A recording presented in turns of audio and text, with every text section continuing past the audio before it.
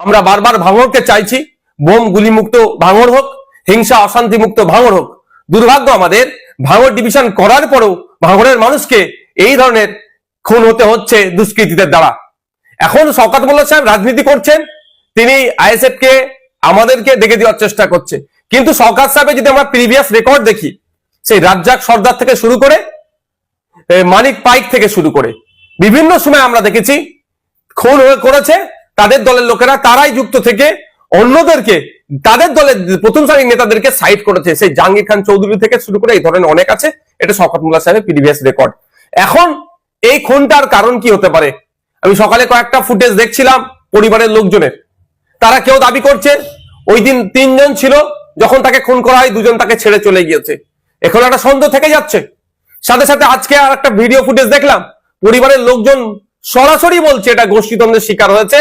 এবং বাস্তবিক কথা, আমি যতটুকু খোঁজ নিলাম, ওই অঞ্চলে ওই যেখানে বাড়ি যে ছেলেটিকে খুন করেছে, ওখানে আইএসএফ বা বিরোধীদের সাথে ওর সম্পর্ক খুব একটা খারাপ ছিল না। কিন্তু আমি যতটুকু খবর পাচ্ছি, এই লোকটি যাকে খুন করেছে ওরা, আপনার একদা সময় আরাবুল ঘনিষ্ঠ ছিল, প্রেশার দিয়ে চাপ দিয়ে এখন শওকত ঘনিষ্ঠ করেছে। এবার এই সুযোগটা কে নিয়েছে, এটা তদন্ত সাপেক্ষ। একাধিক ইকুয়েশন উঠে আসছে এই খুনের রহস্যের পিছনে, তবে সবটাই সমাধান করতে পারবে প্রশাসন, ইনভেস্টিগেশন অফিসার। আমি আশা করব নিরপেক্ষতা বজায় রেখে এটা তদন্ত হোক।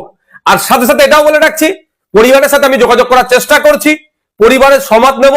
পরিবার যদি চাই সিবিআই ইনভেস্টিগেশন হোক, পরিবারের হয়ে প্রয়োজনে আমি মামলা করব সিবিআই ইনভেস্টিগেশন করার জন্য।